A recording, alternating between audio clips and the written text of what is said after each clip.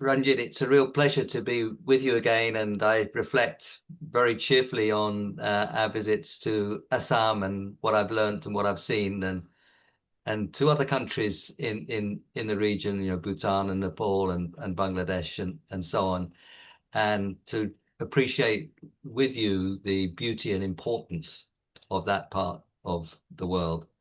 It's about 20 years since we started work on the Stern Review, and 19 years since the publication.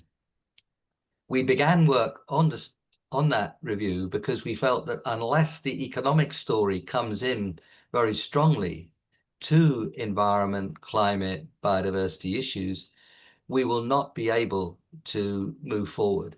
If there is some kind of horse race between environment on the one hand and the economy and growth on the other, then it will be the latter that wins. So it was clear to us we have to find ways of integrating. So if I sneeze, will you be able to edit it out? Yes. Excuse me. Bless you, bless you, bless you. I'm fine, but that's to go when we come in when you come to edit. Yeah. No problem, no problem. It's gone, it's natural. Yeah. So the challenge is to put them together, because unless we do, we will not make progress. But also, unless we do, we will not understand the problems properly. So that was the motivation, to put the economics and the environment in the broad sense here, particularly climate, but more broadly than that, together.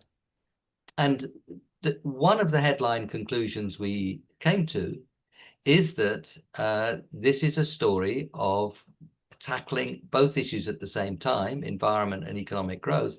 And actually, if you do it well, if you invest strongly in climate-related issues, environment-related issues, you can actually take growth forward. So that was one of the big conclusions. Alongside that, the costs of inaction are much bigger than the costs of action, and that the market failure from people failing to pay for the greenhouse gases was the greatest market failure that the world has ever seen.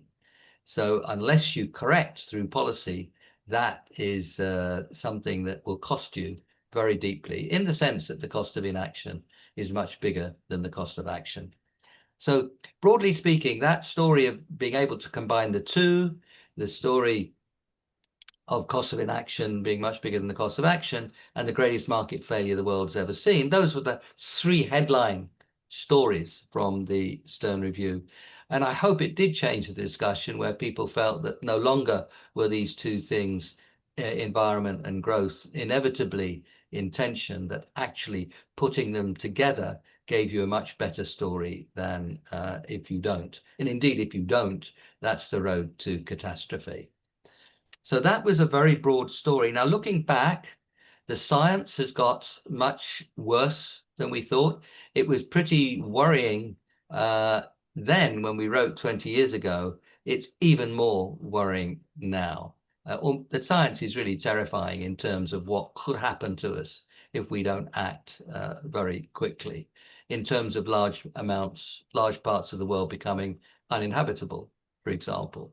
And we don't know how much of the Indo-Gangetic Plain would be inhabitable if we failed to act on climate change. Big parts of it could involve, through extended parts of the year, temperatures above 50 degrees centigrade. If we lose the ice and snow and glaciers from the Himalaya, then the weather patterns in terms of the monsoon and the flow of the waters would be unmanageable in the rainy season and dried up in the dry season. Big parts of that part of the world, where hundreds of millions or billions of people live, would be, for many, no longer possible to go about your lives and livelihoods. That's the scale of the risks that we run. And I worry, actually, in my discussions in India and elsewhere, whether people really appreciate or understand the sheer magnitude of those risks. So the science has got much worse. The technology has got much better than we thought. We didn't know that the cost of, then 20 years ago, that the cost of renewables with storage would be so low that it's actually much better to produce our power that way. Even if we've never heard of climate change, it's cheaper to produce our power that way. That's coming with electric vehicles, and it's moving in other, well, it's really with us already in electric vehicles, and it's moving in other areas as well. So the science much worse, the technology much better than we anticipated. If you put those two things together, the conclusion that the cost of inaction is much bigger than the cost of action is just multiplied many-fold. It's a much bigger story. But we've gone beyond that now, I think. We've seen much more in the 20 years that have followed, the interrelation between climate and biodiversity and air pollution and the environment more generally, that these things are very tightly interwoven, that climate's not a separate subject from the other things. Biodiversity is not a separate subject from climate. Air and water pollution are not separate subjects. They're all wound very tightly together. And we have to think in many ways of our natural capital as a key element of our infrastructure. We have to think of our, in the sense of infrastructure, that it enables other activities to take place. If we erode our natural capital, then we destroy the ability of other activities to take place. So that has moved much more to center stage. And the growth story, we've now able to be much more specific about. We can see the investments we have to make. We can see that we can have cities where you can move and breathe. We can see that our land can be managed in ways that doesn't degrade land, destroy our forests, poison our rivers, and so on. We can see how those big systemic changes can take place in cities and land and water and energy and transport. So we can now have in front of us not some abstract story of growth, but a much more specific story of growth, which is not dirty and destructive, which breaks the relationship between economic activity and damage to the environment. And that's now the big investment story. Investment in our cities, investment in our land, investment in our natural capital. This is a big investment story and a much more attractive model of growth than the dirty, destructive models of the past. So I think we've made real progress, but the urgency is still more intense. We've lost time, but we have made some progress. We've made progress in the technology and things are changing. So it's not a story of total gloom in those 20 years, but actually the sense of urgency and the risks that we're playing for have just got bigger. But our opportunity to respond has also got bigger. No, absolutely. Thank you, Nick. That's really good. But one of the things that worries me is that we don't value nature. So until you bring about valuation, like economics has a value which people understand, which is money. Meaning in terms of the entire process of ecology or biodiversity, we don't have a value. Even social value is not there. Forget economic value. There's no such thing as an economic, ecological value. There's no such thing as a social value which is there. So it's not being adding up together, and therefore people don't see it. And therefore, one of the things about the Eastern Himalayas is while the people are very well concentrated here and we're looking at their lifestyles and economy isn't ecology in these places because of value. What do you respond to that?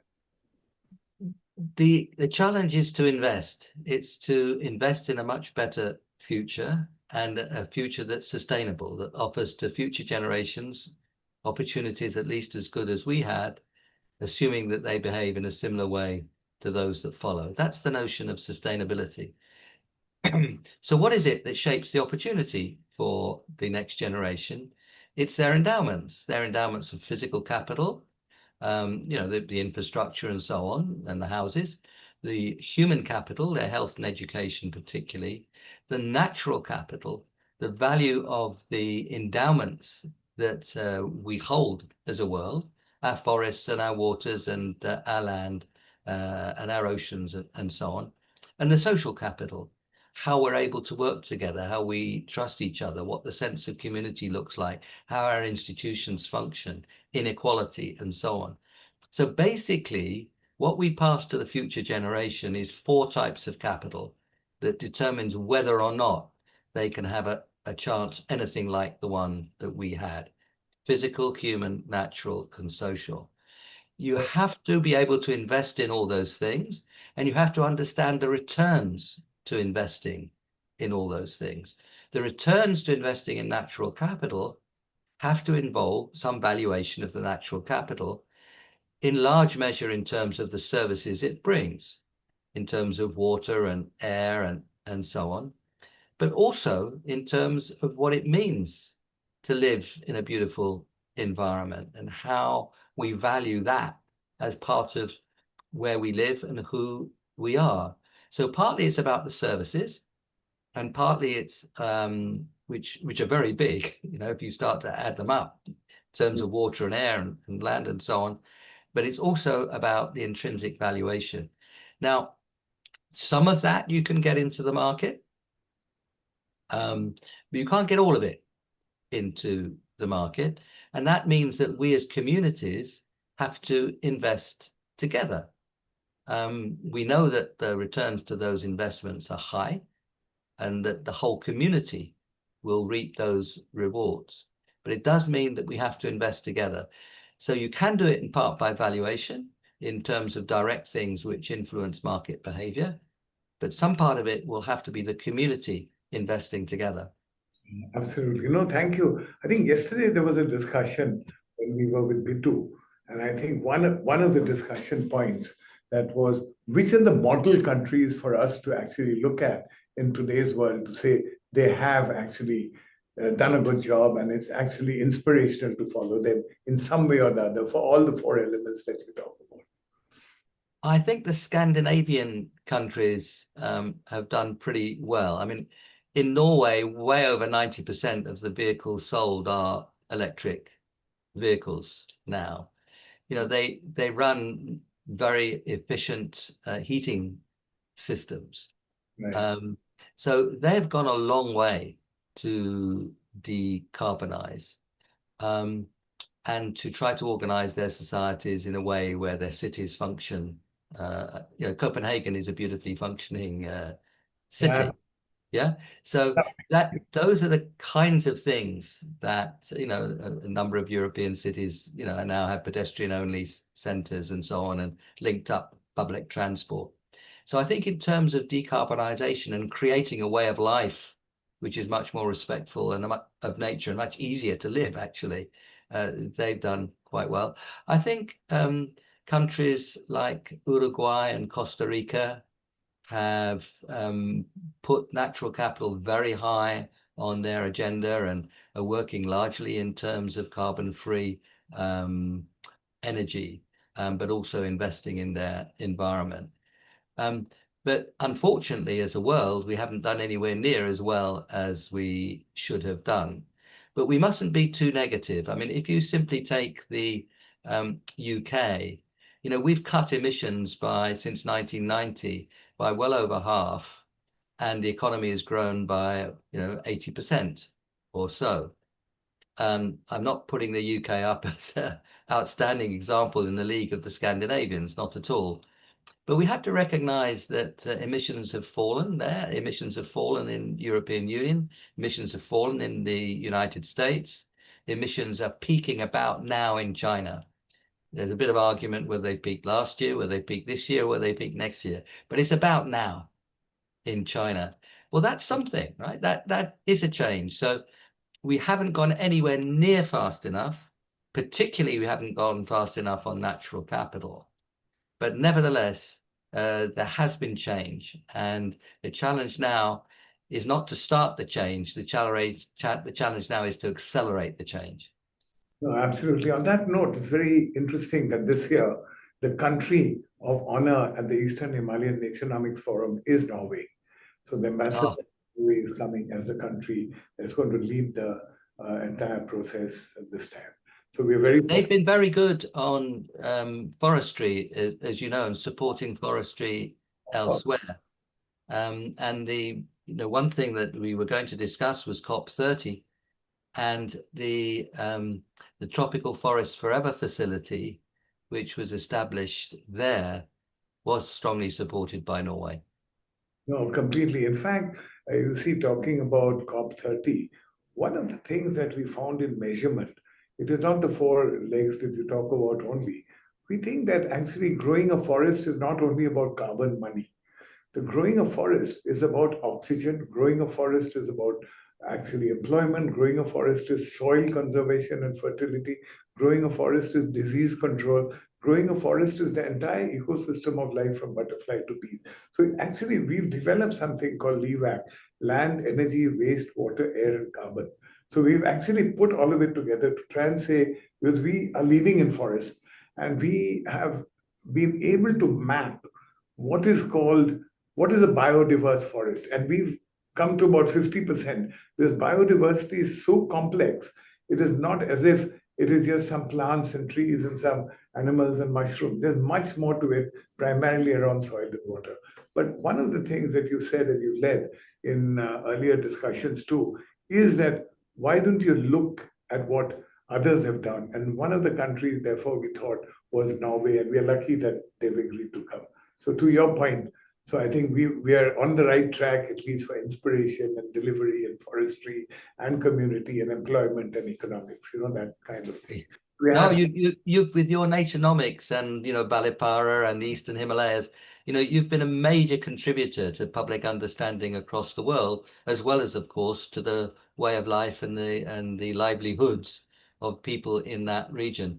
But one thing that worries me very much about that, and I felt that very much in the Amazon when we were there for COP30, is the fragility. The Amazon forest has probably lost about 18% over these last several decades. Mhm. And the forests are systems. And it seems quite likely, and Carlos Nobre and other important scientists there, that if you lose 25%, then the system as a whole may no longer be viable and might start to collapse. Yeah. And we don't know how close we are to those. We think of that as an example of a tipping point, and we Yeah. don't know how close we are. And it's a combination of the deforestation and the overall world climate that will determine whether the Amazon passes a point of no return. The consequences of that would be colossal, yeah, across the world as a I- whole. Sorry to interrupt, but who do you think is measuring that to actually find that tipping point? Or is somebody actually saying, yeah, now we've come to the tipping point? I know 1.5 degrees is one such metric, but otherwise, what else is there? The Amazon system is so complex that it's very difficult to be precise about where that tipping point is. And I'm not an expert on that, but I mean, the Brazilian scientists have been pretty good on this. I mentioned Carlos Nobre, and they are thinking that tipping point in terms of their ability to model the system and how it works as a system, that it might be around 25% or so, and we've already lost 18%. So it shows how close we are. And of course, it's worrying that we don't know where the tipping points It- are. And if you don't know where they are, then prudence is surely a very important way of approaching that. how far do you think the Stern review and all the points that you talk about, valuation, modeling, and tipping point, has COP30 been able to achieve in terms of highlights? Forget global north and south. These are all, very difficult debates to have because, there are too many Yeah. too many egos. But this, what you write in Stern Review is doable. I'm saying it's not that only academic. Yeah. Well, as you know, Ranjit, I've just published a book on November the 5th, 1 month ago, which is called The Growth Story of the 21st Century, The Growth Story of the 21st Century, and its subtitle is The Economics and Opportunity of Climate Action. That's published by LSE Press. And the reason I emphasize LSE Press is it's open access and free to everybody. Yeah. You just have to go to LSE Press and you've got it. Yeah. Yes, during And one, that, sorry, can we launch this? Can we take it down? And can we launch it during our forum? yes, please pick it up and I say that I'm delighted that you are participating in the launch of this book at a place of supreme importance where I hope that people might be interested. And Okay. it tries to set out what this growth story, including the investment in natural capital, looks like. Yeah, fantastic, fantastic. And it's absolutely free. LSE Press books are open access. So the reason I'm emphasizing is that it is actually the next stage on from the Stern Review, which is saying we were arguing then that we had to act Yeah, and we had to act quickly. Well, we didn't act very quickly, but now we can see what this new growth story actually looks like. And we can see the investments that we have to make. So it's really a call to action where we know much more about the specifics of action than we did 20 years ago. We know much more about the specifics of action around natural capital because the work that you and Naturenomics and the Balipara Foundation have done over these last 20 years. So we actually know what to do. We're going to learn a lot along the way, but we know how to get going. We know how to accelerate. And that's a very big difference from 20 years ago. no, no, absolutely. That's very well said. So, are you saying that COP30 has included bits of this, and that is I like, up to a point, Ranjit. See, the discussions 20 years ago were about the following question. Given that the costs of doing things in a clean way are higher than the costs of doing things in a dirty way, who pays the difference? yes, Now we see this as actually a false representation of correct, the issue. In so many areas, the clean is cheaper than the dirty already. completely, completely. You made And the point and very, also, it's also very important that we should not see these things as costs anymore. We yeah, should see them as investment in a new way of growth, investment that has very high returns, but investment that has to be financed, investment that has to be organized. And that's the challenge now. It's no longer who bears the cost. It's how do we get the investment done and how is the finance organized? yeah, And how can the rich world help in the process of creating those investments, and even more importantly, in the process of financing those investments. But it's a very different perspective now, that's and very, it's seeing climate action, biodiversity action, environment action, the tackling pollution. It's seeing this now as absolutely core to the development story. It's not peripheral, it's not diversionary, it's at the core of the development story. This is about sustainable, resilient, and indeed inclusive development. And I think where we're starting to make progress, and I think there was progress at COP30, is seeing this as all about sustainable, resilient, inclusive development. It's not narrowly climate. It's not narrowly who contributes what cost to what cost. It's how do we get the investments going and financed that we need for this new form, much more attractive story of development. And it's a very big difference in the picture and the set of questions from 20 years ago. no, no, And I absolutely. think we made progress, Ranjit. I don't want to declare victory. There's still some people who I think are deeply misguided, who think that all this environment stuff is some kind of diversion. Let's get rich and sort it out later. Well, that is a disastrous strategy because if you try to get rich that route, you will undermine and destroy, and in before long start to go backwards.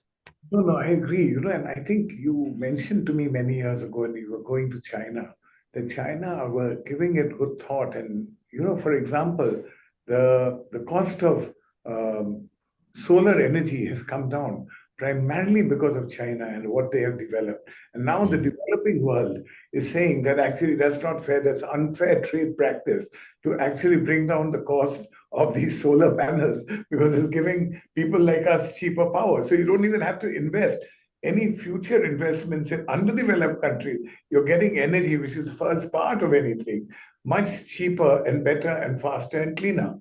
So I Yeah, actually, across the world, that is manifested now in what people are doing. More than 90% of the capacity expansion think in the world over this last year or two has been in renewables. India, Why? Because they're cheaper. The good folk of Texas may have their views for or against the science of climate change. It seems mad to be against the science of climate change. I don't know what their views are, but they're investing in solar and wind because it's cheaper. Yeah. therefore, if energy is the first part, if there's energy to drive the technology revolution, then I'm saying the revolution is also driving energy down. So I'm saying those Exactly. things will become very. Exactly. And you And mentioned when you went. a sane world would be giving Africa a great leap forward in energy. Yes. Their total capacity is about 250 or 300 gigawatts. China can make 1,300 gigawatts or more a year of Yeah, solar, and completely. it's investing very heavily itself with about 300. Well, there's so much more it could produce for the world, and it's uh, giving Africa a real leap forward in clean electricity is absolutely in our hands, and it's mad. It would be mad not to. No, no, and you mentioned this long time ago, but I'll tell you another interesting thing. I shouldn't actually say giving Africa. I should be saying, look, helping Africa deliver its own. Yeah, that's the Cheaper, story. Yeah, cheaper, better, brighter, faster. yeah, yeah, yeah, But I think actually, Nick, also very important part that you've been able to highlight is that energy is a very big driver to all of this. While people say why people focus on energy, see, without energy, nothing will happen. Whether it's yeah, friction, sound, whether it's just electric energy, whether it's movement. I think what really happened on the energy revolution is that while there's generation, there is transmission, and there's distribution. There's a new break happening, and this is experiments done by China and also by NASA. They are trying to upload energy on, if one satellite actually goes around the world of X size, that satellite can power the whole world for 25, what do you call, 24 hours. And they are saying that why can't we store that and actually deliver it to the Earth? There's only one yeah, little technical issue, and that is how do they get over this thing of the what I call the lightning effect. For simplicity, I'm saying that yeah, plane crosses, what will happen. So now they're actually working on direct to home for energy, just the way they did it for the telecom revolution and for the yeah, aviation revolution. If that happens, then this entire transmission distribution, the power will come down to actually 2 rupees. Now we are down to 3 rupees and 4 rupees. I look after the energy portfolio in Assam, so I know this from yeah, from 5 6 rupees of thermal, which they're still doing, by the way, and for 6 7 rupees for carbon sort of hydrocarbon sort of delivery of power. The solar, even in a place where irradiation is less, is actually 3 rupees. So that is yeah. maybe what it is. It's extraordinary, and it's still going down. The innovation is quite quite remarkable, and Complete. that's what I was trying to say at the beginning. If you look back 20 years, the science is much worse, more worrying, even though it was very worrying then. But the technology is much better, and some of that technology is about the natural capital, the ability to measure and understand what's there is much better now than it was before. So we have actually the equipment, we have the understanding really to get going. And I think in COP30, that new story of development was gaining ground. And one thing that was agreed in COP30 is that next year the COP31 would be a combination of Turkey and Australia to take place in Turkey, but with both involved. The year after would be Ethiopia, which would be, I hope, a real African COP32, and then COP33 in India. And that sequence, I think, should be a sequence of implementation. It should be a sequence where we say, look, we have a clear picture of what to do. It's very attractive. It's new sorts of investment and across the whole waterfront of, physical, human, natural, social capital. And let's take these 3 years to really get on with it and show what can be done. We had the example of um, Africa being able to fulfill its demand for energy in a much better way. We had the example of Tropical Forests Forever facility and investing in supporting our natural capital and expanding, not just protecting, but also expanding the natural capital. So I hope we take these 3 years as saying, look, we can see now this new development story. It's much more attractive than that dirty, destructive model of the past. We know that development needs energy, but we know that energy doesn't need carbon. Yeah. We can see all this now. So let's take these 3 years as showing, implementing, getting on with it. And that would be something which in many ways India started during its G20 presidency in 2023, which was in large measure about sustainable development. And it also brought the African Union into the G20. So I hope we would see, as it were, a natural line from 2023 to 2028, where India was in the lead and moving to center stage. And I say that with great enthusiasm because sometimes in the past in these negotiations, India has been defensive and pushing things backwards. And I do think that that's changing. And I think that run to COP33 will see further major change, and the leadership that's established in G20 in 2023 will be taken forward to COP33 in 2028. Superb. In fact, I'll send you an article done by Montek Singh in today's sort of Indian Express. I'll send it to you. And it is about G20 and how much they should have done better and what we should do, meaning a real change from what it was in the past in the Planning Commission. So that's good. By the way, they're all the people that you've named, I'll just send you a name. They're all happy to meet you on the 24th for dinner. So all that I'm organizing. Oh, very good. Very good. Very good. Right. So what should we cover? We're probably a bit out of time, Ranjit. Is there anything else we should be covering here? I think we covered up to COP33. What I would really request is, can you and the LSE, can we commission a kind of paper which I can give to the Prime Minister to say, these are the steps till COP33 and this is what we should do. Meaning a short 3-page summary. I'm happy to lead it. And when you come, I'm happy to help to present it. Okay. We'll think about doing something on the road to COP33 because that discussion is beginning, and I think it will be a huge opportunity for India to lead, and I think it will. Yeah. So we'll be really happy if you sort of work on it and take forward. So what are your concluding remarks of all these years of really belaboring to change the whole process, the road, the journey, the direction of actually life and living, from Yeah. With ecology and equality? with the advance of the science to show that the urgency is intense, even more intense than we thought before. With the advance of technology, which shows now how much we can do, not just in energy, but also in running our cities and investing in our land and investing in our forests and water and so on. Given what we now know about what we can do, if you put that together with the urgency, I think that if we act very strongly in this next 10, 20 years, we can change the shape of human history. We can really create this new model of growth and development.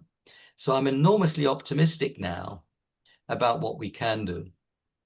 I worry very much about whether we will act as a world with the pace and urgency that we need. But that's our job, to show what's possible, to show that it's urgent, and to participate in public discussion and the decision making which can turn this into a reality.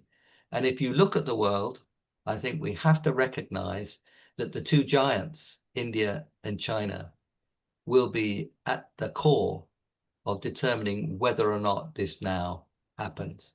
Of course, the rich countries have a role to play. They must rapidly accelerate the reduction in their emissions. They must, through the international institutions and directly, help with the finance. They must foster the private sector finance that we need.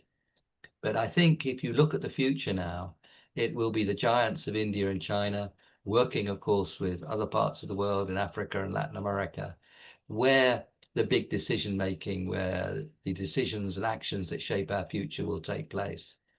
I think that's a very good development. For far too long, the minority, the rich minority, have been shaping the agenda and shaping the world. That's changing. And I think India's leadership is of fundamental importance in all this. Thank you, Nick. That's been absolutely fascinating, as always, very inspirational. And I think we will continue to take your leadership in trying to keep developing, building the bricks, starting from everything that you've done, read, and talked about. Thank you.